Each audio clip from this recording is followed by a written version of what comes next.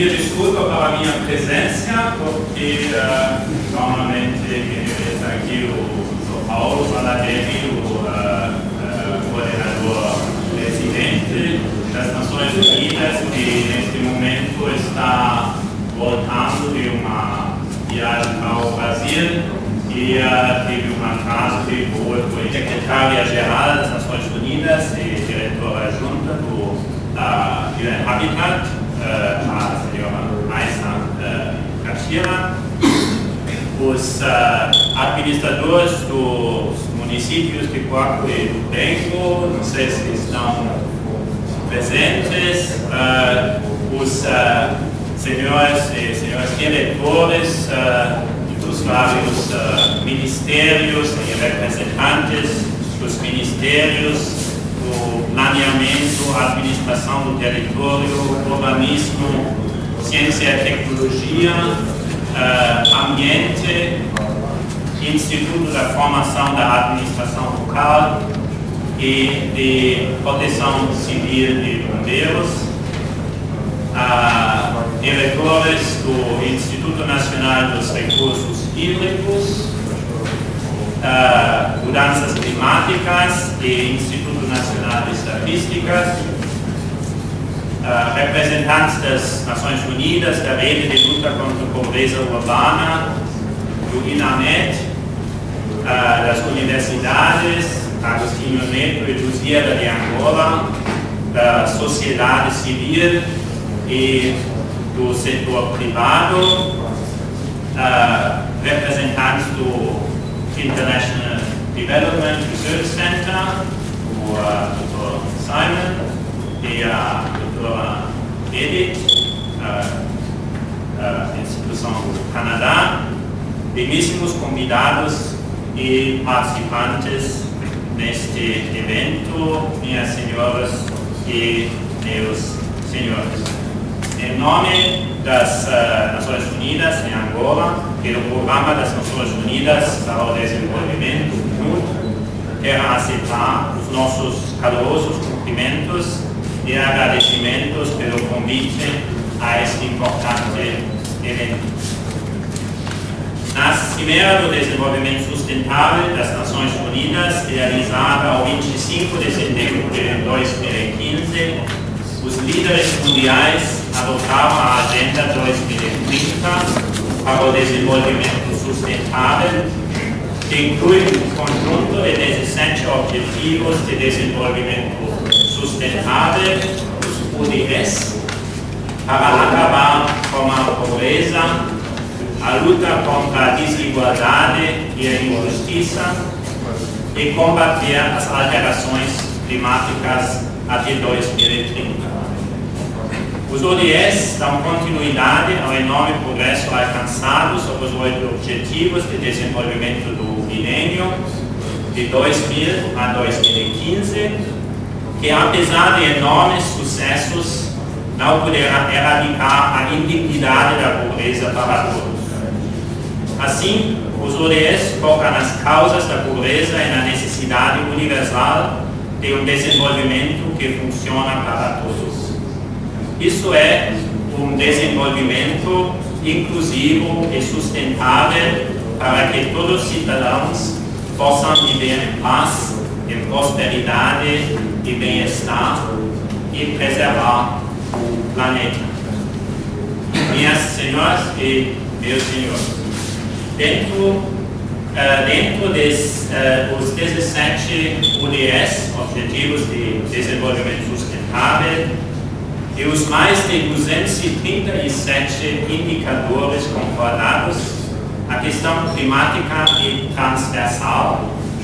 pois ela está figurada diretamente em 8 dos 17 objetivos. Portanto, um dos grandes desafios que os países enfrentam é a integração dos ODS nos planos e programas nacionais, provinciais e municipais no curto e médio prazo, a fim de acelerar a realização dos ODS até 2030. Minhas senhoras e meus senhores, o planeamento das cidades costeiras de Angola para a adaptação climática é uma ação muito crítica, um assunto muito crítico. É claro que as províncias costeiras de Angola não estão preparadas para o volume de populações que contém. Muitas populações estão a viver em áreas de risco ambiental, o que lhes torna mais vulneráveis às mudanças climáticas, tanto em termos de segurança habitacional como em termos de saúde.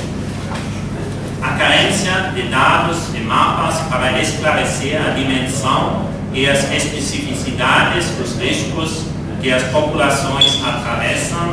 e para informar medidas de contingência, recuperação e resiliência. Por outro lado, há o desafio de coordenação de programas e políticas, tanto públicos como privados, e a carência de participação pelas populações nos processos de elaboração, implementação e monitoria desses processos. Por exemplo, entre vários outros programas públicos, em 2008 o governo lançou o decorrente Projeto Nacional de Habitação para a construção de 1 milhão de casas e acelerar a urbanização. No final de 2015, o governo provincial de Luanda lançou o Plano Diretor-Geral Metropolitano de Luanda de 15 anos para um Luanda habitável, limpo e internacional. Esta semana, o Ministério da Administração do Território anunciou o lançamento do Plano Estratégico de Administração do Território,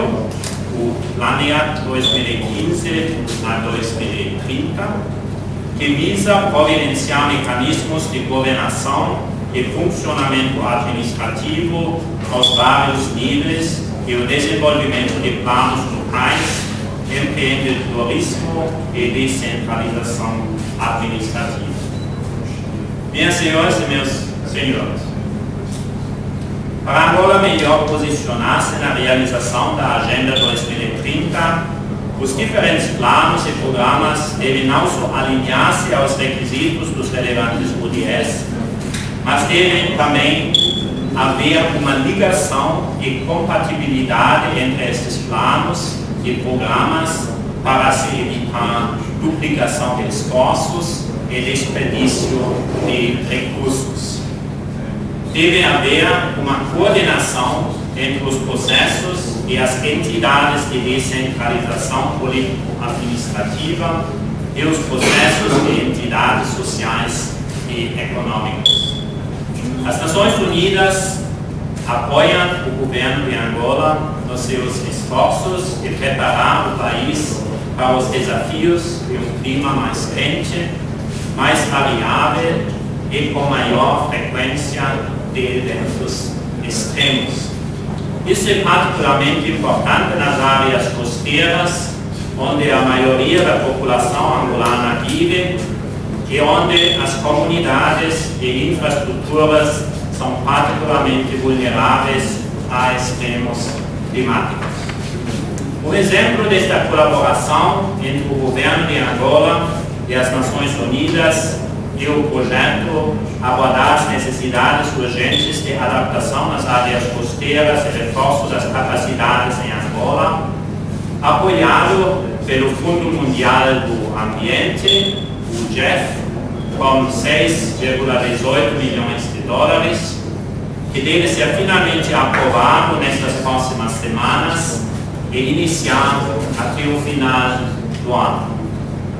Este projeto conta com a contribuição de duas agências das Nações Unidas, nomeadamente o Programa das Nações Unidas para o Ambiente, o PNUD, e o Programa das Nações Unidas para o Desenvolvimento, o PNUD. Este projeto vai analisar a vulnerabilidade climática de setores chaves ao longo da costa, vai treinar instituições governamentais do uso destas análises nos seus respectivos setores, vai implementar pilotos de adaptação ao longo da costa, vai trabalhar na integração de abordagens de resiliência à mudança climática nos setores da política do governo. Este projeto foi desenvolvido em estreita colaboração com as agências do governo e ilustra duas contribuições chaves das Nações Unidas para o desenvolvimento do país. Primeiro, a assessoria técnica e política, e segundo, o apoio ao governo nos seus esforços de obter financiamentos internacionais para o desenvolvimento do país. Muito obrigado pela sua atenção.